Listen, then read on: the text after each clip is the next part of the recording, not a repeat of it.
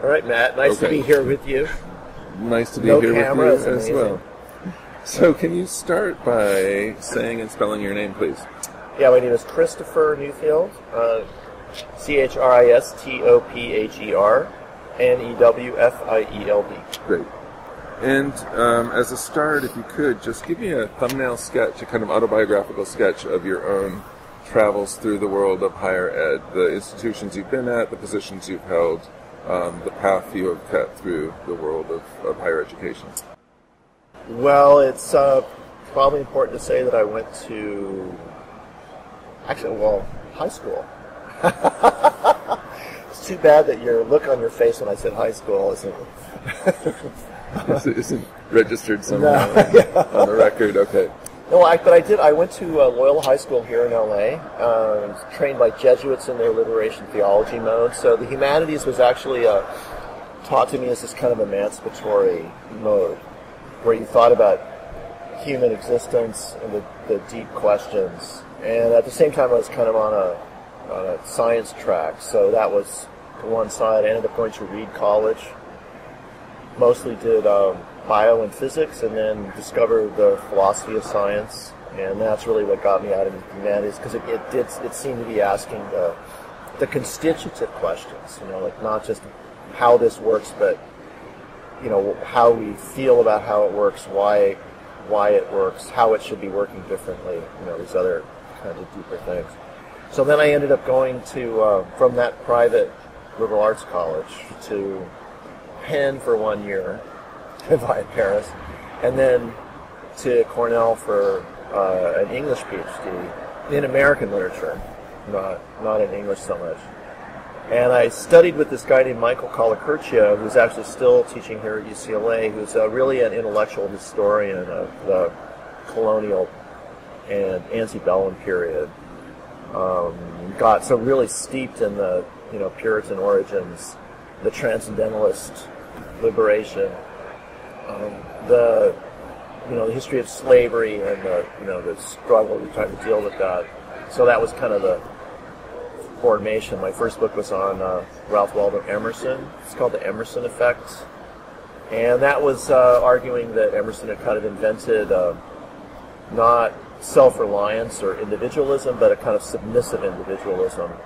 Sort of a kind of personhood that would work really well in large multi-divisional organizations of the kind that were coming after the Civil War. So he, without knowing that's what he was doing, obviously, it was kind of like the organizational unconscious of Emerson that I was interested in that the weirdly vexed and tortured writings that he produced, especially in the later years, sort of the 50s, as the Civil War is coming. And then, so I actually finished that book at my second job. My first job going from Cornell was at Rice in Houston, America's most underrated city, where the humanities was kind of a service unit to the science and engineering kids, and it dealt full-time, as they saw it, with kids that couldn't pass chemistry. So it didn't have that thing that I really assumed because of the Jesuits and then Reed and then Cornell, because Cornell was this amazing crossroads of theory then, post-colonial theory, post-structuralism. It was really a fantastic place in the 80s. I'll wait for him to go back.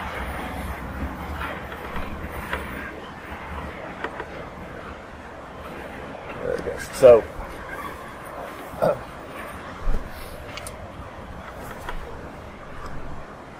So I left there partly because it seemed like English was going to be this subaltern discipline. I didn't really want that. Came to UC Santa Barbara, and I've been there ever since. And I've done, some visited things elsewhere, but it's mostly been there. And I guess there was the Emerson book. There's been some political psychology work. I'm really interested in the United States as not a spontaneously democratic society. I mean, I think in terms of both individual and group psychology, it's pretty conformist, and it's even kind of authoritarian. So I've been interested in, authoritarianism, American style, is kind of the background. I've written about Obama, written about other presidents, written about the relation between sexuality and democratic authority. It's really in the 90s and the early 2000s. But what got me into the institutional stuff was really two things. One was the badness of the group psychology within academic departments, meaning it was we became regressed groups in the sort of the psychoanalytic sense, where people would bring just little pieces of themselves, not their real selves, into the discussion. It was very guarded, very reactive. It was clear that people had heard, X had heard Y say that thing 400 times and just wanted to strangle Y, but every time that came out, but there was no way of really dealing with that. And then the generational conflicts and conflicts around theory were unadjudicated. Nothing was really adjudicated or, formed in terms of the dynamic. So I started to study organizational behavior, some of the sort of the management literature, read a lot of management stuff in the 90s, just try to understand my own experience of feeling somewhat oppressed, just in the collegium, right? Because the collegium is supposed to be this democratic space of collaborative self-governance, and I found it to be a somewhat coercive, angry space of bullying and miscommunication, to put it politely. It was also at the time dealing with its first sort of, first faculty of color really ever in Santa Barbara. There was one guy who'd been a lecturer, been put on the tenure track when I was there. It was just one, and then we hired probably 8 faculty of color of different ranks while I was an assistant professor in that 5-year period. And so that had a huge positive and also stress-inducing impact on the existing group, and so I wanted to understand that better too. So anyway, I did a volume with Avery Gordon called Mapping Multiculturalism, which was an attempt to look at the sort of legal and cultural forces that were result, but there was always this kind of personal, why does it feel like this motive to the research that I was doing. And my research and my institutional activities started getting, merging a bit. Then I got involved in the 2000s, so this is after I got tenure, which is in 96. Starting in 98, I worked on diversity a lot, because in the wake of what we were talking about a minute ago, the Regents banning affirmative action in the University of California, which happened in 95, we were unable to do this sort of 2-track, hire the white person on the regular line, hire the person of color on the exception. And we now had to hire faculty of color with our regular money, and that again caused stress and anxiety, to put it euphemistically. And it's, I got interested in doing kind of statistical big pictures and also just qualitative discussions with my colleagues, with myself, with any, the administration, about where we really were with race and diversity at this, sort of middle campus in the UC system that was, at the beach and off to one side and smaller and poorer in some ways, and needing to develop a special identity of its own. So our report came out in 98, and then 2000, 2001, I went to Duke for a year, came back, next round of budget cuts hit, and I had already gotten involved in trying to understand the budget when I was an assistant professor, and my first merit increase in 92 was just erased by the executive vice chancellor on the grounds we didn't have the money to actually fund it. It was like $800 or something. They didn't have the money for that. So I got re-involved in that at this point through the Academic Senate. So I got on our planning and budget committee. I got mentored by a geographer who had really good experience and sort of statistical skills with budgets. I had, enough of a math and science background to at least not be phobic about it and to be able to teach myself a lot of the sort of basic accounting things. So for 6 years I was first on and then chairing these budget committees, which gave me access to data that faculty normally don't have, access to sort of the planning process, access to administrative thought. So I then wrote, this is the 2000s, I ended up writing 2 books about, well, first the kind of history of the humanities in relation to management in the university as Ivy and Industry, which came out in 2003, and then the second book called Unmaking the Public University, which pulled my experience with sort of technology policy, budgeting, and the culture wars together to try to present a sort of a bigger picture of why the university was so stuck. So I guess the way I would just summarize this is, it's kind of an inside perspective. I had partly because of the data, partly because of the people I was talking to, and so my focus was on historical forces initially, but I began to think more about the way we were undoing ourselves on the inside through mistakes, through conventional wisdom. The we being faculty? We being university people, yeah, and I was more focused, and in the blog, for example, which started during the crisis in 2009, I'm really more focused on pointing the finger on state legislators, political figures, the business community, and management, in the classic sense that is closer to them than they are to us. But I now am turning more attention actually to the role of the faculty, which has been somewhat duplicitous. Mm-hmm. Okay, yeah, I want to come back to that. But first, can you say a little bit more about the trajectory of your thinking on these questions from the 90s to the present? Because you must now suddenly find yourself surrounded by people who are asking questions that you've been asking for 15 years. And I know that for a lot of people, the crisis, in air quotes, the crisis in higher education right now seems like a fairly recent vintage, but there are other ways of reading it as being part of a much longer slide, and certainly it's something that you've kind of been thinking about for a long time. So, so what has the trajectory of your own thought been over the last decade and a half, and how would you define the crisis for those who are suddenly interested in such a thing? Crisis is really of public purpose. What does the university do for society and for the future of humanity, in the Hegelian sense, which I kind of buy into. I think those the late 18th, early 19th century German thinkers about the relation between the unfolding of the destiny of mankind and knowledge, and universal knowledge, is really still better than what's come since, for the most part. And the best things about what's come since, like access, students of color, non-discriminatory struggles, because there still are that, has built on that, on the, a certain kind of transformative power of knowledge. You can call it the Enlightenment. I think that's too narrow. I think it's really more profound than that. So the crisis is, it's especially in the U.S. It's between that and skilling people for the workplace and money for the economy, especially through technology transfer coming out of the science and technology disciplines.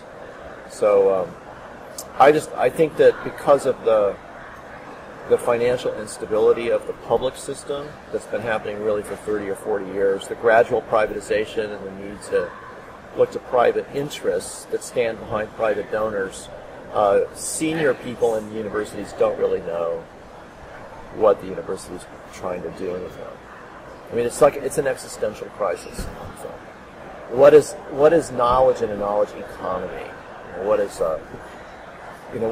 what is the range of disciplines really doing in all these often very incompatible ways in a late capitalist society that is experiencing now, I think, a kind of an economic decline that it can't deal with.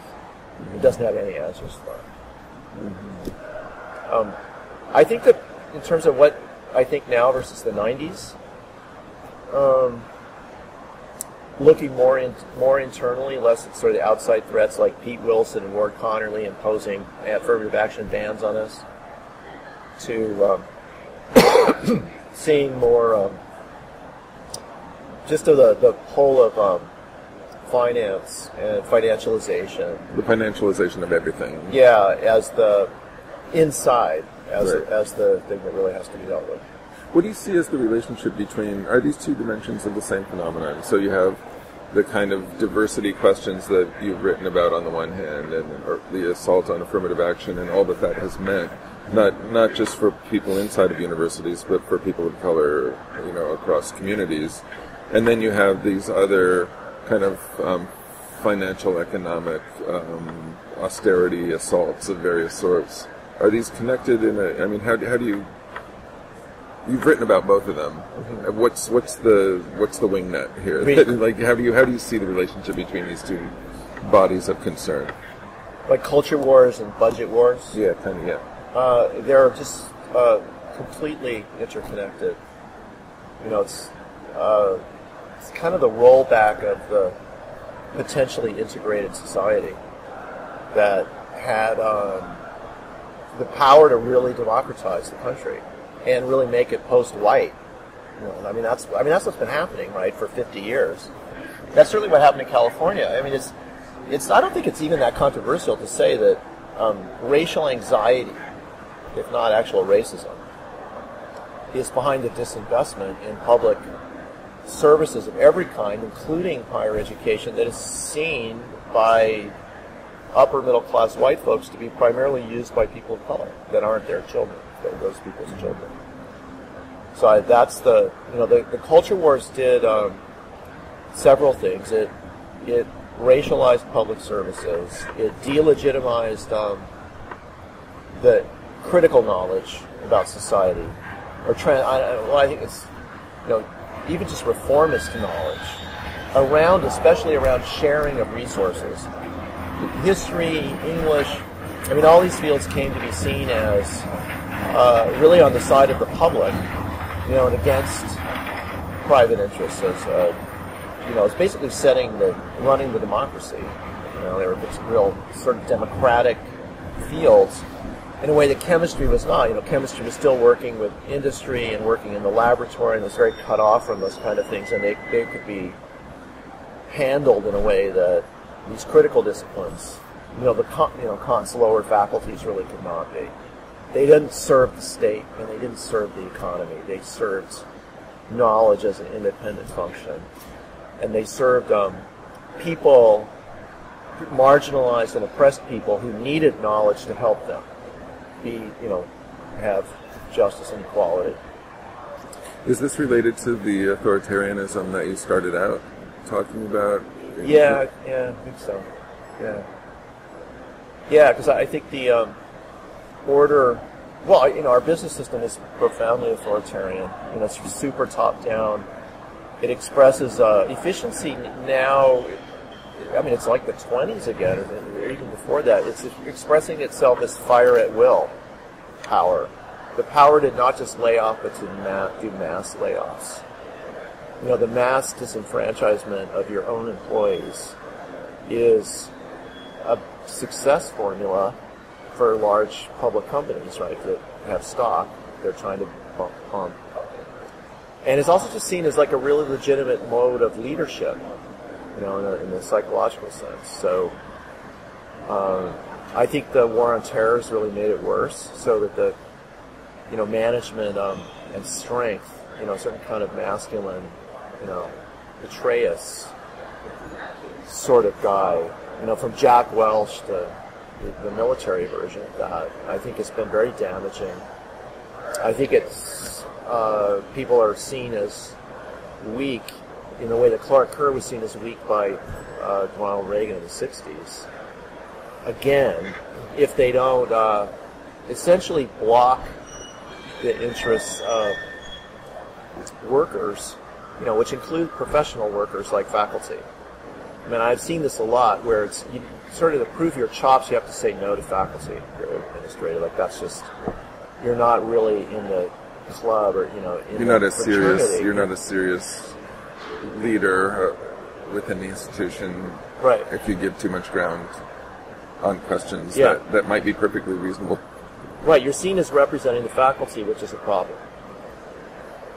I mean, I've been, in the last few years, often nominated to apply for dean's jobs, always as the faculty candidate.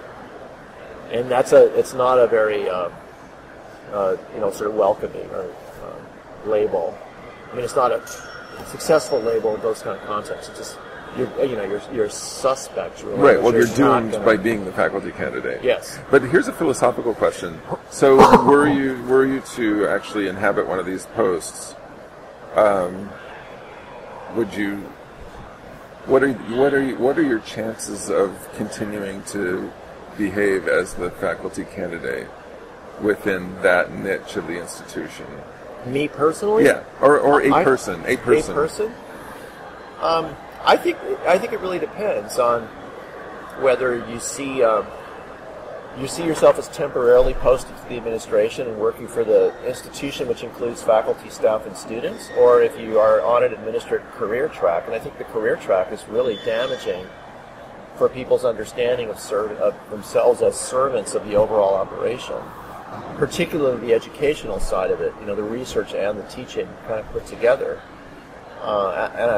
Once people get into that, it's, this is a banal point, but they think about how the decision is going to affect them, not how it's going to affect the overall operation. If I do this and there's blowback, what's it going to do to my ability to get out of here to a deanship at this better school, etc. Mm-hmm. And whereas if I'm going to stay in my department, I'm going back to my department, like I'm going to be Dean of Humanities for 3 years, and then I'm going to go back and do my research and teach my American Lit classes again to 18-year-olds. That's a whole different kind of thing. Right. And that I think does not compromise people, and that may be one of the reasons why it's not as common as it used to be. They're really, schools are professionalizing educational management big time. Consultancies have moved in. There's a whole management business. There's an ecology of management that really serves this, kind of an austerity and control agenda that is right. attached to that authority. And robust, real faculty governance cuts directly against the momentum of that kind of managerial vision and agenda. Yes. Which brings us back to the question of faculty governance then. You said, you started out with plenty of blame to lay at the doorstep of state legislators and boards of regents and the like, and I want to hear about that. But then you said you've arrived at a position of thinking more critically about what faculty have conceded. So can you talk about those two halves of the equation? Yeah, well, on the faculty side, I don't think we realize what we've conceded fully. I mean, you really have to pay attention, and we haven't been interested really in doing that.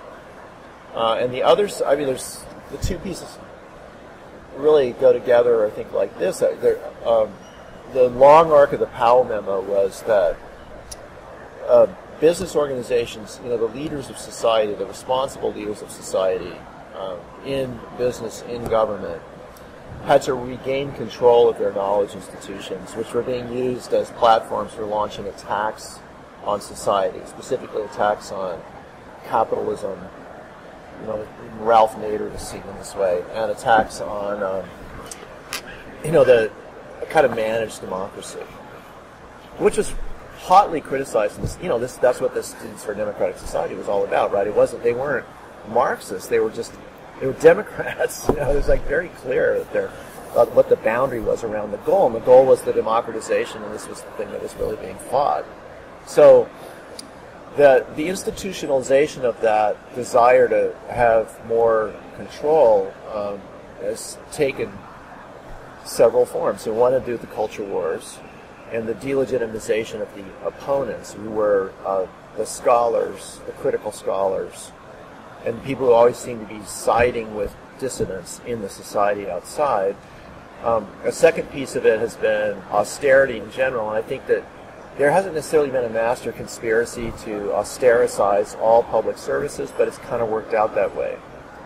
And the 2008 crisis was really the nail in the coffin of that, because the these massive private debts have just been shifted into the public sector, and we're never going to dig our way out of always being able to persuade a large minority of the public there's a terrible deficit problem, and we can't really afford any of this. This being good public universities or whatever, public medical care, it doesn't really matter what it is. And then the third piece of this has been groups like the American Council or what was it? It's called ACTA, American Council of Trustees and Alumni. And this was started by Lynn Cheney and Ann Neal, who's still running it. And it issues constant advice to trustees to crack down specifically on their faculty and to use their administrators to promote a for the overall institution that thwarts the inherent selfishness of faculty interests. There's a lot of stuff on their website that's pretty explicit about this. So there's been a discourse that trustees have been subject to for 20 years now, having to up their game precisely by cracking down. And then I think that those are sort of the main forces. So faculty have just kind of, especially at research universities that have either elite research universities where faculty, a larger percentage of the faculty can use the threat of departure to kind of bully people, or schools like UC traditionally have strong faculty governance. They have just presumed that the traditional order still worked. We have presumed this. That meaning that you could kind of delegate managerial responsibility to the administration, and they would more or less do. They would be neutral. There would be neutral administrators of the accounts and of academic policy, so that the faculty, would still drive everything with your research proposals that you would get, or with your curriculum plans for your departments. And there was always enough money to kind of just add stuff on without canceling anything. So the power struggle never, in most schools, it was masked. It was completely masked, because the faculty would come and say, we want to start a Department of American Studies with these 4 disgruntled people from the English department.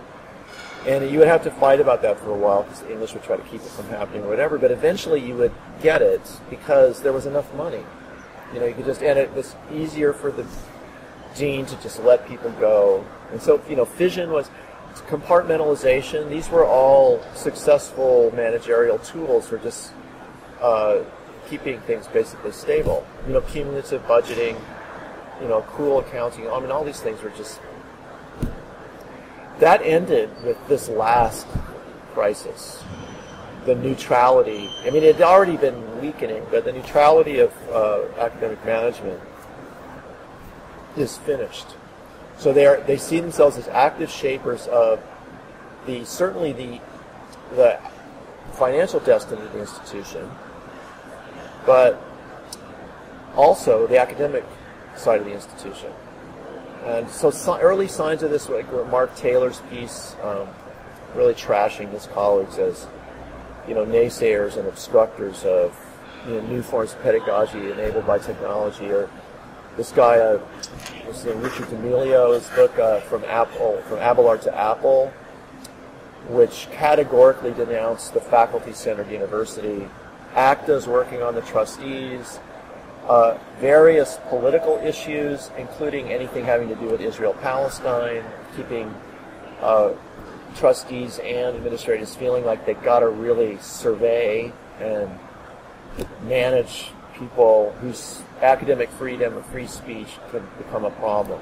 Like the shouting down of the Israeli ambassador at UC Irvine, which, more embarrassed the chancellor to the point where he basically allowed those students to be prosecuted for ordinarily would just be like a student thing. You'd move the guy inside and you'd carry on with the hardcore, and you'd get the cops to not let those kids in, and that would be the end of it. And instead it turned into that Orange County, filing charges against them, and so on, of which several were convicted. So that was the activist trustees, which is what Ann, Neal, and Cheney have been pushing for, again, coming out of that long cultural wars arc that Powell always saw as cultural and financial at the same time. That's very much in place.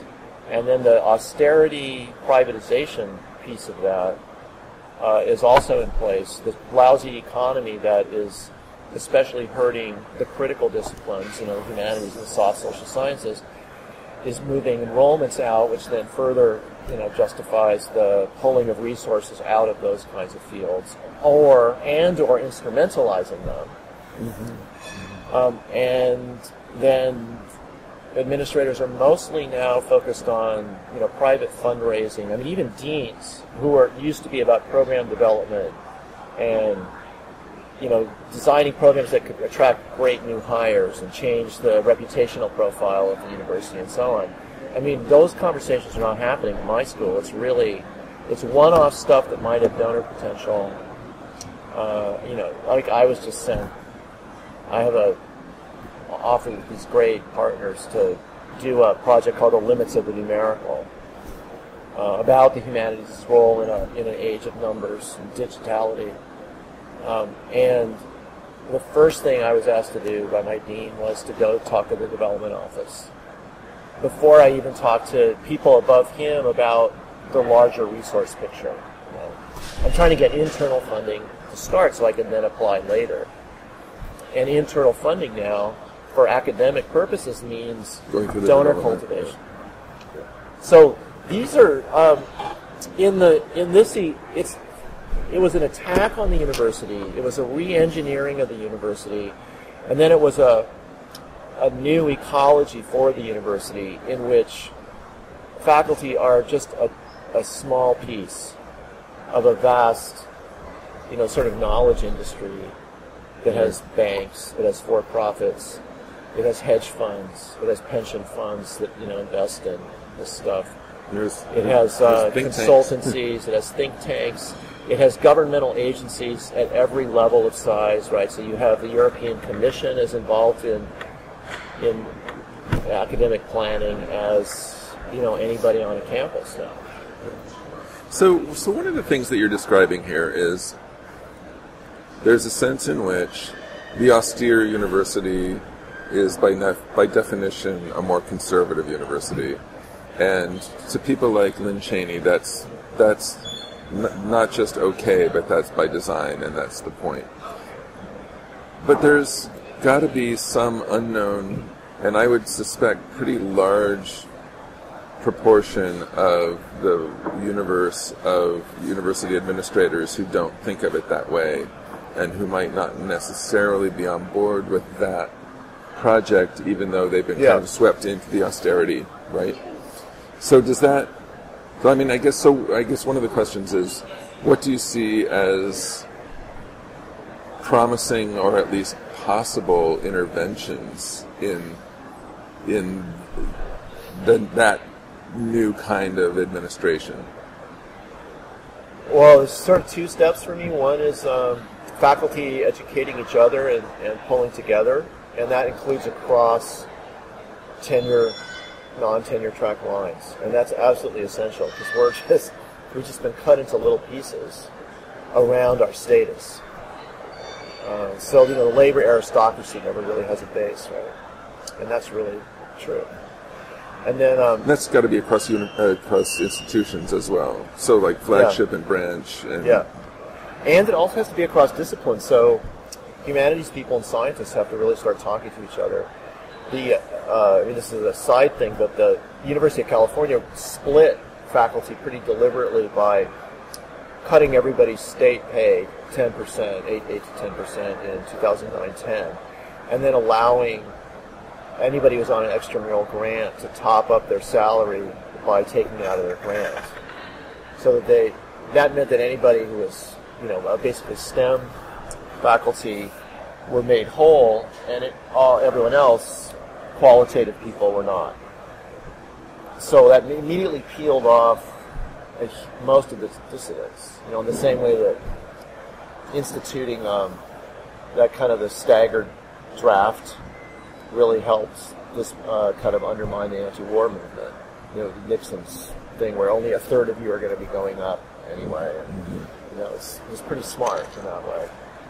So, but in terms of the next step beyond that, so there has to be this kind of faculty solidarity. The next thing I think is faculty and students. And I've had some luck, getting students to think more about their financial role in floating this whole operation,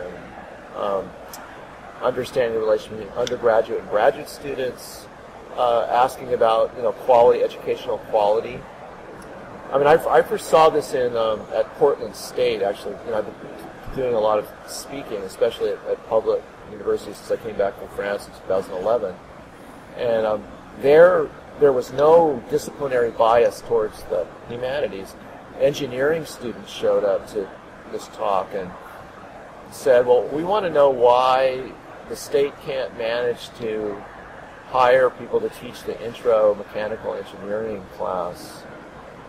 And so when we go to class, we find that there's somebody who's never taught the class before and who's never taught in English before, and is a really nice person but can't teach us, where we have to end up breaking up into study groups and getting ourselves through, MECI 1 by teaching ourselves the textbook, where she sometimes comes in and helps us, but where we don't really have a professor.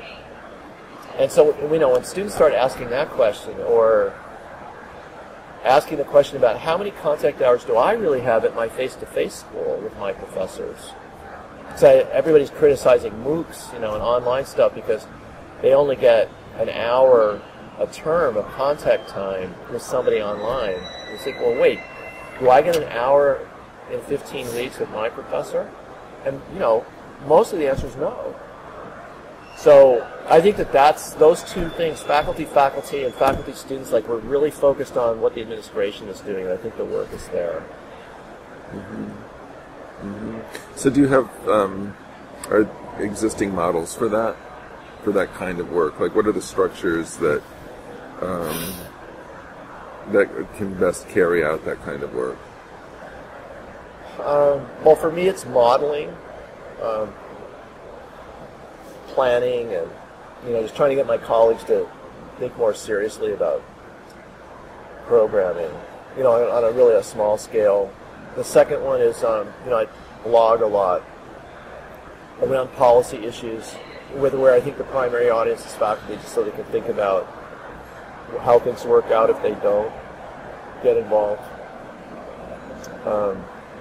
I have variations of that. Some of it is kind of, more red asphalt. Here's what we do if we don't. We're basically just doomed to be replaced, or our younger colleagues, and not so much us, are going to be replaced by, course assistants. Mm-hmm. And our teaching loads will be massively increased. Just trying to get people to think, well, what's really the end point here, given the fact that we're in this kind of checkmate around can't raise fees like we used to, and aren't going to get the public money back. What are we going to do now? So those are both on the sort of larger public address. I do too much speaking also. That's one of the other things that I just go around and talk to people at various schools. And then also on the smaller, departmental level. Mm-hmm. It has to happen at all those levels. Uh-huh. Uh-huh. Is there still, there used to be a sense that it was important to win these struggles within private universities because the lower prestige universities would follow. Is there still a truth to that, or has the world shifted away from that as a kind of organizing principle? I think it's flipped, because wealthy privates and publics just don't have that much in common anymore. In terms of working conditions, management structures, answerability to activists, legislators. I think that's. So in some ways, it's like the battle is really on the public side now to sustain the public mission and to sustain the disciplines that have been primarily historically responsible for that. Mm-hmm. And then, seeing if any of that is useful to the private side. I'm a bit biased, I think, because mostly I'm invited to speak at public schools. So I know that scene much better. But I think one of the reasons that I end up there much more, is because the privates, even places like Reed, which are smaller and have smaller endowments, aren't considered rich, are so stable by comparison to Portland State or OSU, or I mean, you can't believe how little money states are giving to their schools. I mean, it's just shocking. Yeah. It's like less than you give to, in some cases, it's less than you give to high schools by a lot.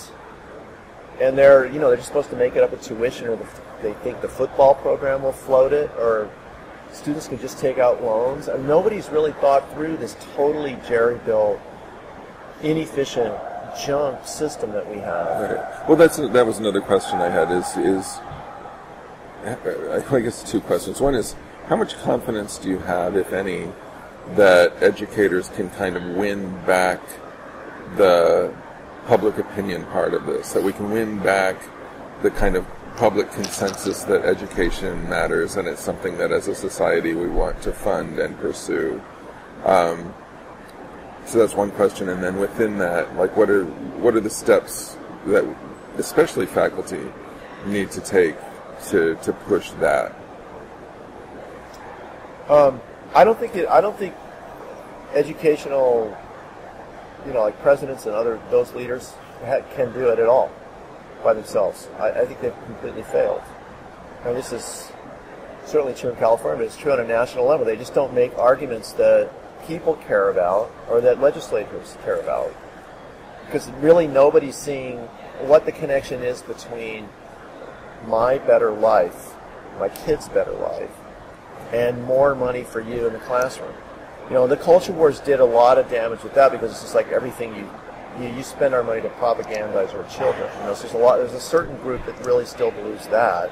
That's all we do is just brainwash them. But even people who don't think that have not seen the links between, okay, now you're giving us, you used to give us 11,000 a student in 2001. Now you're giving us about half that, 6,500, more or less constant dollars. And here's what we no longer do. Only faculty can make that argument. I think we have to do it. Administrators do not want us to. The donors control our relation to the local community, and the public affairs office controls the whole public face. But that has to change, because they don't know enough to talk about the products. It's like they can't explain how the car works. Mm-hmm. You can shut the door, and that's it, and you don't buy cars from those people. Nobody does that. So I think it's really nuts and bolts. It's like, what difference does it make? What does class size do? What's the difference between a student that goes to a private college like I did and has 4 years, in my case 3 years, of 4 times 8 semesters, 12 students in every class, with maybe 2 lectures, large lectures that had 30 students, versus my students at Santa Barbara that have one 15-person seminar in 4 years. Everything else is big. 200. The smallest is 35. Often it's kind of like 70. I had a student in my office the other day who's a bio major. He said, it's really nice being in a small class. And I said, well, Jason, this class has 200 students. He says, yeah, but my normal class has 600. It's like it's an intimate group. It's so intimate we can go and introduce yourselves. Yeah. Yes.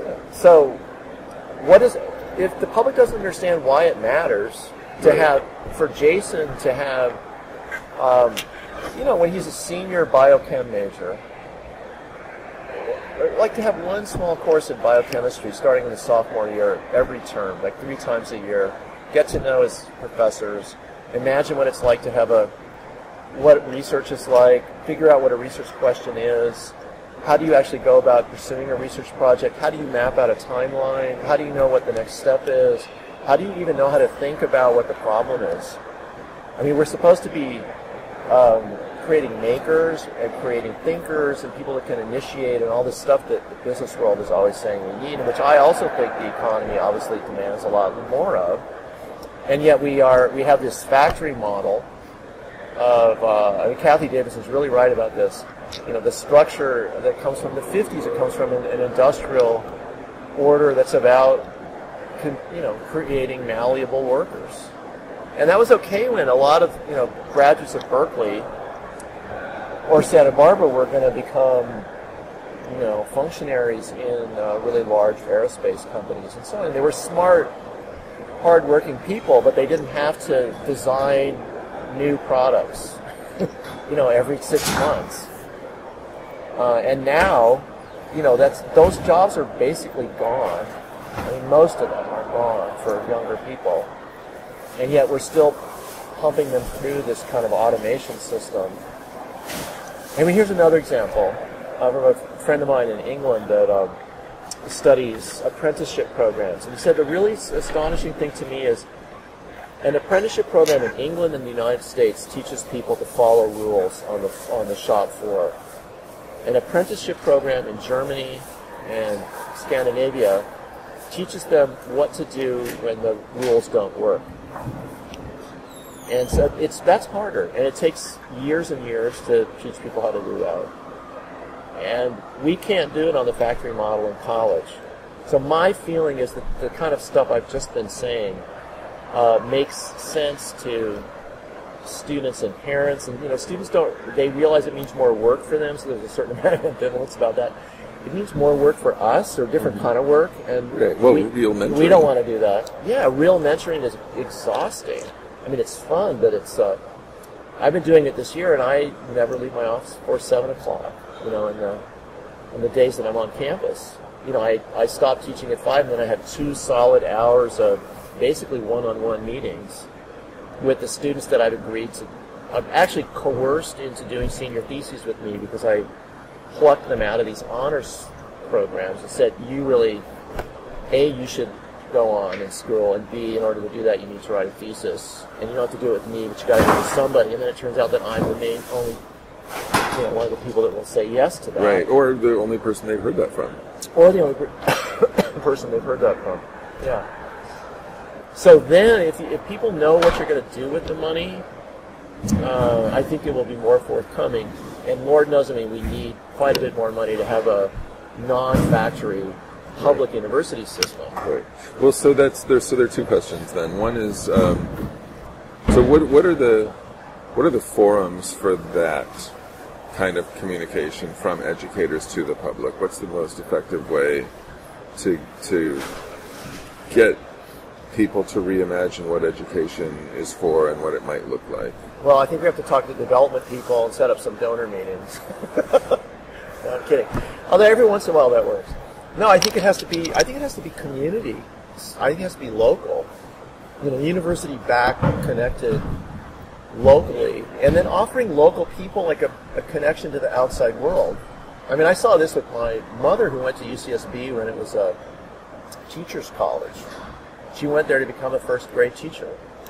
She's first-generation college, and so she thought she was going to learn how to teach kids how to memorize and read and stuff. And instead, she got stuck in these lit classes where she read Tolstoy, Dostoevsky, Shakespeare, F. Scott Fitzgerald, Faulkner, which she had a really hard time reading in the beginning, and understanding. And it totally changed her life. It's because it gave her skills for doing what she did initially, which is teach first graders how to read. But it also gave her, interest in the world and traveling, the sense that there are other kinds of systems. All the stuff that people say the liberal arts are good for, in terms of enlightenment and opening up, and the thing that I'm, very interested in, which is nonviolent conflict resolution and sort of mass collaboration, mass intelligence thrown at global scale problems of unbelievable complexity and magnitude, like global warming, like public health in poor countries. It's just like, or in this country for that matter, homelessness. I mean, could we solve that? It's absolutely unbelievably terrible how a lot of people live. Why aren't we working on that? So, I kind of see through I guess it's non-heroic, it's non-spectacular, it's not media-based, it's not really about getting on TV. which I think has become a little bit our kind of our default model. It's not really even social media. It's kind of showing up at the church, and like here's, Professor Newfield was my English professor at UCSB, and now I teach high school English, and we talked about education before in our Sunday group, and he wanted to say a few things to you about what's going on at UCSB, and so I would talk for a lot less than I just talked to you now. It'd be like 6 or 7 minutes or something like that. And I've done this a couple of times. And, like people are concerned and interested. And, when you do polls of Americans and if you ask them, do you want to pay higher taxes for government? They say no. If you say, do you want to pay higher taxes for lower tuition for your public college? In California a year ago, about 50% said yes. I would pay higher taxes for that, to lower the tuition for my neighbor's kids. So it's really, I think there's a lot of openings here that we're not learning, and it's going to be sort of humble work in the way the civil rights movement and all these movements actually always were at their base. Revolutionary patience. Yeah. Yeah. Well, so one of the things that's implicit in what you're saying when you're talking about the factory model of education, I mean, I think that a lot of us, because of the way we've experienced the onslaught of this new kind of austerity programs and this new management style and the kind of losing the tug of war with non-educators in our struggles within the university, because of the way all of those things have entered our lives, there's been this kind of reflexive impulse to think, we need to get back to something that was better. Like we're losing our grip and we need to get it back. But what you're saying actually is we need to move forward to something that maybe we've never known before. And and so how do you articulate what that is? Like what's the university on the horizon that would be the better university, but that isn't just recouping our losses under the old factory model?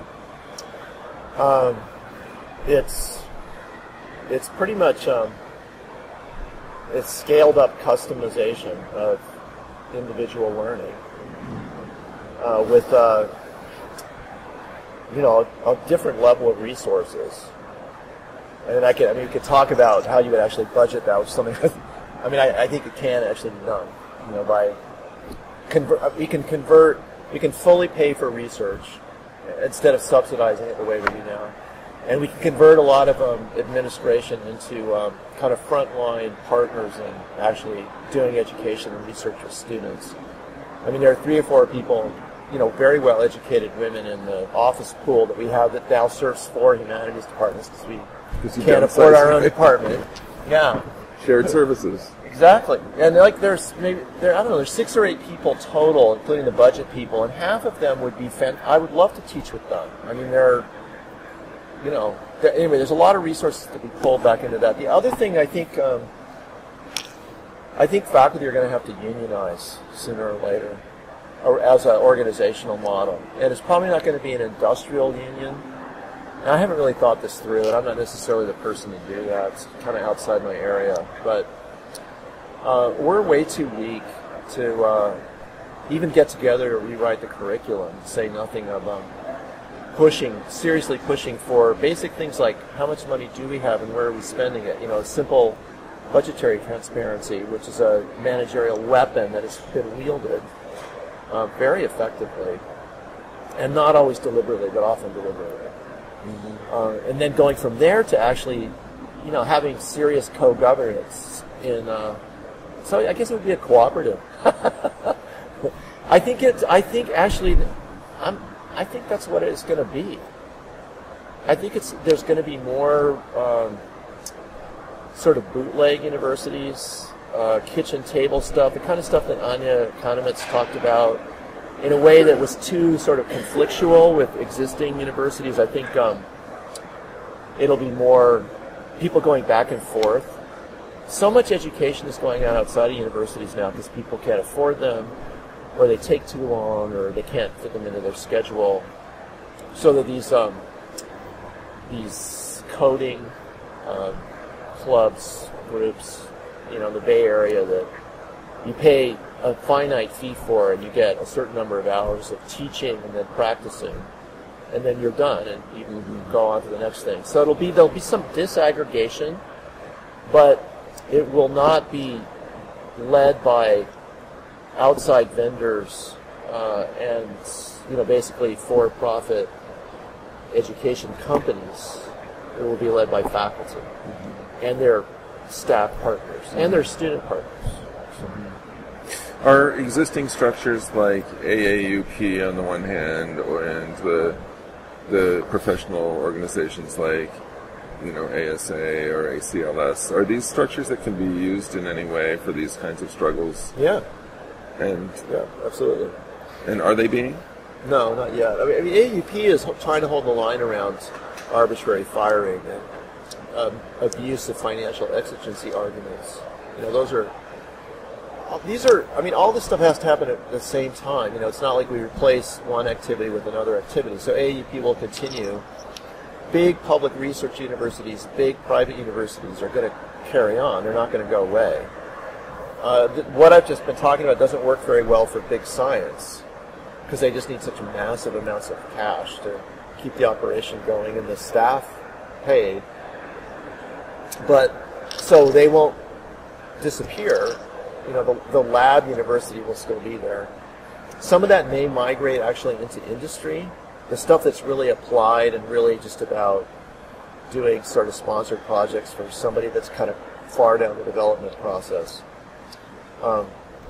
And some of it will get deeper and maybe have better collaborations with the humanities and the social sciences. We could imagine, science tech stuff interacting, along a long interface with us, and not just go to a talk every couple of years in the other person's field because, like me, you're interested in solar photovoltaics, and here's somebody talking about charge transport, and you remember enough of your college physics to be able to understand, like a third of it, and then you go away, and come back 2 years later. That's not really going to be the model.